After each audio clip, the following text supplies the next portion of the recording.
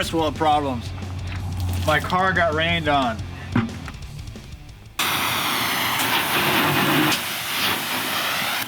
My black BMW, my M3 in there, I decided I was gonna wash it once a week. Of course, when you wash your car and there's dust and stuff all over, that dust kind of scratches your paint. Well, you do that once a week for the whole year. By the time winter was over with, the car was pretty much flat black. It scratched the paint so bad, and I quit doing that. Friday's supposed to be nice. The last thing you want to do is get all ready for something like this. You get up there and it's pouring down rain and you don't get to give it your all. We've been wanting to get into road racing for a long time and just never have. It'd be really crappy if our very first experience wasn't all you expected it to be. Okay, so here's something really cool about, well, for me, this is not cool at all, but for people who are unaware of how this works, it's kind of cool. Bad aerodynamics, which this car is made out of it. So here's my exhaust, and what's going on off the back of my car is, oh, there's my golf clubs. Anyways, you look inside the trunk and you can see exhaust. So when I'm cruising down the road on the highway at 60 miles an hour, the exhaust is coming up through into the trunk, which you'd think, how is it doing that? Well, with, you call it drag. So the air is coming around the car and then it's just circulating and you know, with all this turbulence and crap, and it's actually putting exhaust into my trunk, which I should have a seal that would keep that from happening probably. But anyways, so that's the point of having like a spoiler on the back of your car like that red one in there has, is it makes that air do its little thing over here. When you hear something like that and it's like, is that true? I was like, well, you can actually see the exhaust going into my trunk and slowing me down. It sucks, but it's neat. Dude. Dude, always something.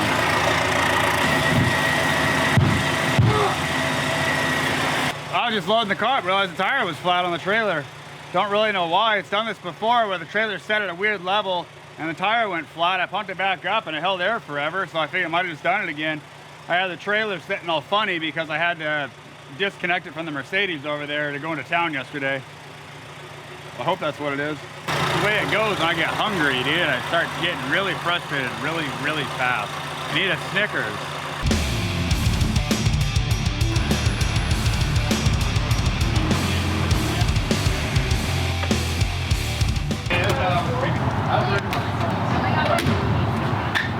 I'm a moron. I just popped my hood and that's not what I have to do to put gas in. Right there at the exit, I'm gonna fill up. That way we're full when we're ready to race.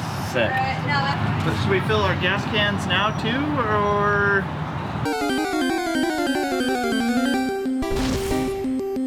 So gas cans. I just got them sitting in my back seat. Did you bring your 2 or 3? Yeah. Probably just fill them up now, I guess. I mean, who gets in trouble, them or us?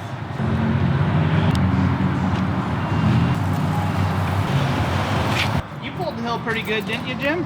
Yeah, I always slow down because I was behind Darrin, but I was slowing down so you could stay caught up. Ken Bob's got the biggest turd in the fleet, though. Don't know if he's on his way or what. He's always late, though. Like last second. He's kind of working right now, right? Kind of? Yeah. Yeah, He's got plenty of time to get He's super busy, so he can't leave. But in reality, he could just leave. If it was me, I'd just shut the store down for half a day. For racing, I think the customers would support that. What do you want to snack on? You want, okay, get that. You can get it. Don't tell Dad.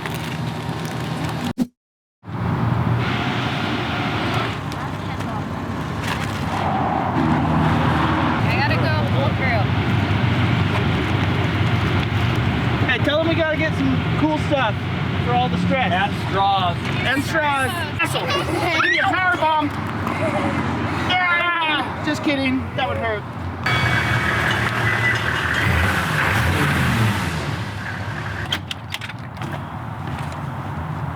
Oh yeah. I gotta admit, I'm really surprised that you're not still at the store. Why? I don't know, 'cause you're always late. Oh, she's so big. I like it big. Compensating. Helps you aim. Yeah. When you're aiming for the bikers in the middle of the road. Could you imagine being on a bicycle and getting caught up in that?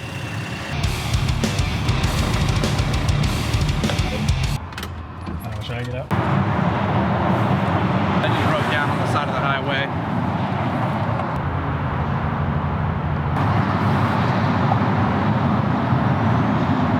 Oh, that's a V, not a B, like victory. You know, I'm working on measuring this thing right now, but I only have a 3-inch tape measure. What did Robert say? He says he's going to an auto parts store that says that they have them. Okay. If you zipped over to the racetrack, dropped off your trailer, zipped back over here, picked up that trailer. Oh, gotcha. So that way we could be at PIR where people probably have tools and parts and stuff. Okay, I'll let Darren know what the plan is then. Well, good luck, Kim Bob. It sucks. Yeah, I know. We got JJ here and we got the drinks. Hey, we need the Snap-on guy. I need tools. Right down the street from Northwest Arsenal, there's a nice little store. The name's gonna sound familiar, even if you don't happen to live in Eugene and Springfield. It's called Tannerite. At Tannerite, there's a girl there. She's very nice, very pretty. Her name's Amanda, and she used to be a Humvee mechanic when she was in the Army. Right about now, I'm wishing I would have asked her to come with me.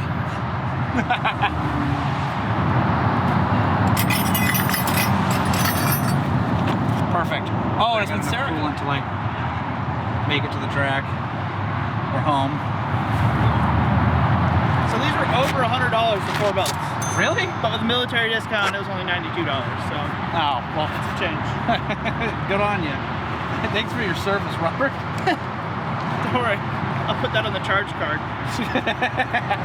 Oh yeah, you screwed these ones up pretty good, eh? Yeah. Yeah, I like heard it. I'm like, what the hell is that? I checked the gauges and everything. I was like, everything looks okay. And then kind of like check out behind me to see if something happened with the trailer. And then I looked at the coolant gauge, was starting to kind of like really climb up. And then I was like, okay. And I started feeling the steering wheel. I was like, no power steering. I broke my belts. And yeah, so I pulled over, and I lost power brakes too. So that was exciting. Good news is we were right by someplace to turn off. Yeah, and the Napa store was just around the corner from like where we were, so. Oh, that's good. The little belts should be. Well, the big belt's got to go all the way over there, right? Yeah, but that's where it's a little belt. Oh, it's in the middle, so it's a little big, there, big middle. And then big. Oh, it's big. We're doing all right. We're on. We got all the belts on there. Now we're just on to putting tension on them and everything, and locking everything down. Then we should be back on the road. Hey, and this is what we depend on in Iraq. Just remember this. Cheapest bidder. Military grade is not good. Military grade is the cheapest bidder. So, food for thought. Pretty tight. Or something I can dump in there. This one time, I shot my buddy JJ's GoPro because JJ put it in front of a target, and it was really funny. You gotta love him. I hope they let me run. If they don't let me run, I'm gonna cry. I'm gonna cry on camera. You guys can all call me Crybaby Ken Bob.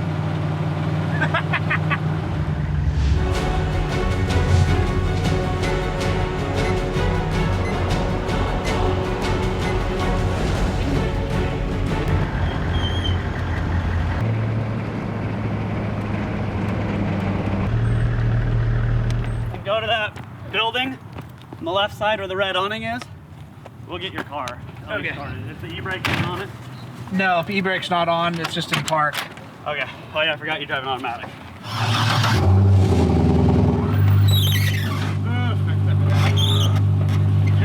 You'll make it.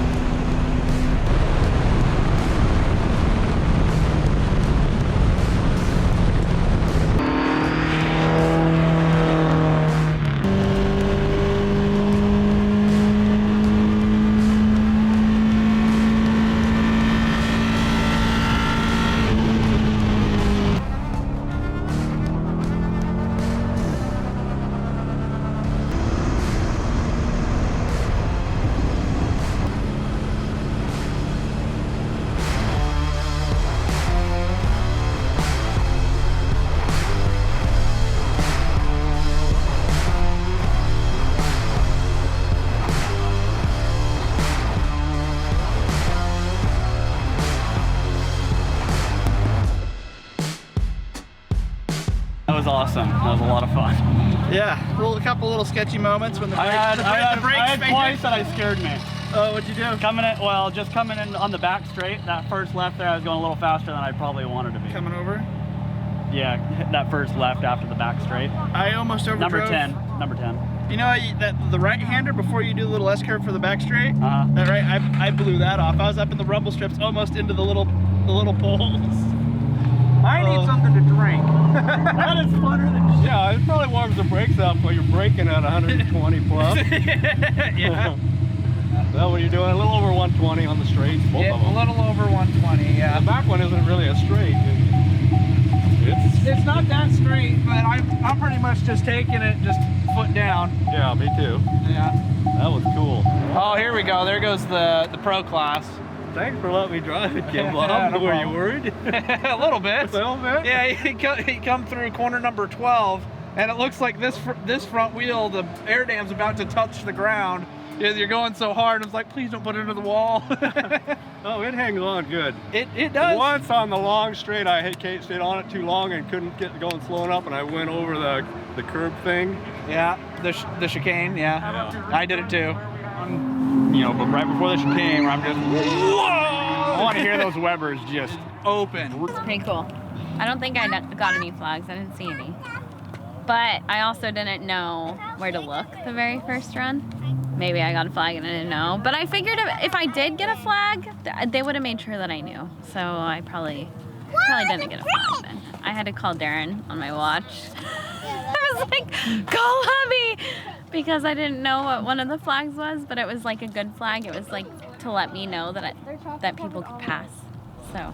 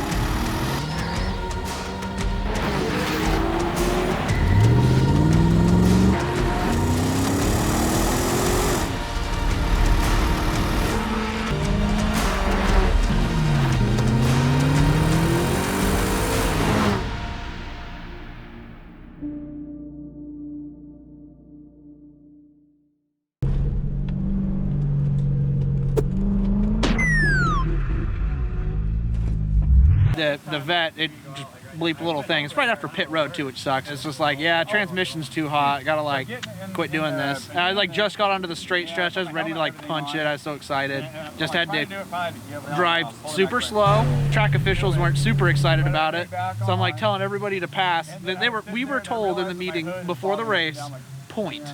Point is how you tell people to pass. So you just like point in your back window, you know, what side you want that car to pass on, you know. Now they told us we're supposed to use our signals. They came by and told me, like, yeah, use your signals next time. So yeah, I had to make a full lap going just super slow and then hit pit road and pull off and shut the car down. My dad's not out running this race. I don't know if Dad will get to run again or not. Forgot a spatula. Luckily I found this in the trailer. Just in the little toolbox, that rusted dirty toolbox. I wonder what disease is gonna come from this. Yeah, the last office meeting, they go, somebody got black flagged. I go, yeah, it was me. Well, nice little shot of that. Our guys, Tempered Creek, sponsors for the day here at the racetrack with these sweet coolers. It's got this divider. It's got a cutting board divider. It's a pretty cool deal. The ice has been in there now for a couple of days. Extremely impressed by their coolers. I don't know if they sell them, but if they do, I'll figure out how to get you one.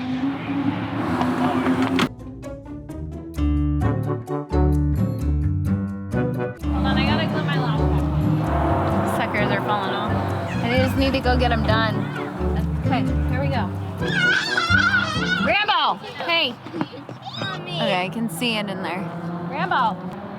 Go sit down. That was so not.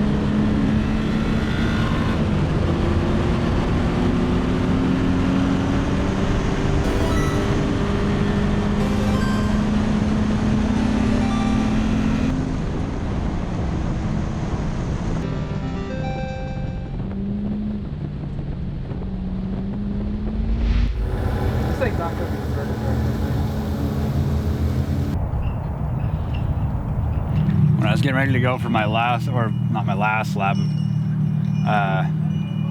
what was going to be my fastest lap, I was all ready, made sure there's room in front of me in case I came up on anybody. Foot to the floor, and right out of the corner, the car just, it just lost all of its power. And it looks like I dropped a valve, like the number 2 intake valve. For those of you who don't know, that's really bad. So I'm not really excited on that right now, but overall I had a lot of fun, so I'll be motivated to pull this thing out, pull it apart, and find out how bad the damage was and try to get it fixed as soon as possible.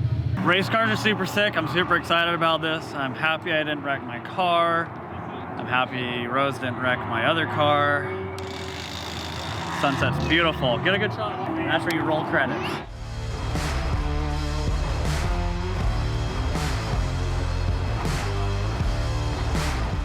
So I figured I'd explain the aftermath of what happened at PIR. So what we're looking at here is my valve retainer has a big old crack in it. And before I pull this the rest of the way apart, I figured to make a good visual representation of what's going on here. So here's that valve retainer. Once it cracks, you get these valve keepers that can quit doing their job, which is holding the valve in place. Once they quit doing their job, the valve can just fall through. Once that falls through, the piston hits it. And when the piston hits it, it bends it and stops it from going too high, but also the piston stops it from going too low. So basically, as I'm exiting the track, the cam is pushing this down, the piston's pushing it back up. So the piston has a little bit of damage on it, but it's not very bad. This is far from worst case scenario, so I got to replace some parts and everything, and I should be back up and going hopefully within a week or so. Pretty much wraps up the episode for us racing. It sucks that I had to push the car onto the trailer because it wasn't running properly anymore. Of course, we've already covered what happened to the car. It was still totally worth it, even though I damaged my car. Auto racing is so much fun. It's such an adrenaline rush. Getting to drive your car balls to the wall, legally, absolutely awesome. Now, of course, road racing is a little more expensive to get into, but even the autocross, you can autocross your daily driver car, and it's like, I think altogether $30 or $40 to do it. It'd be really cool to see more people get into auto racing because it's kind of a dying thing. You know, back when my dad was a kid, man, there's multiple racetracks in Eugene. There's a drag strip, we had a circle track, and it's all gone now. So it'd be cool to see the sport grow back into something rather than watching it die, is what I'm getting at here. All right, guys, you probably know the drill, but I don't. Please subscribe to our YouTube channel. Follow us on Instagram. You follow people on Facebook or just be friends with us on there. I don't know. Interact with us, please.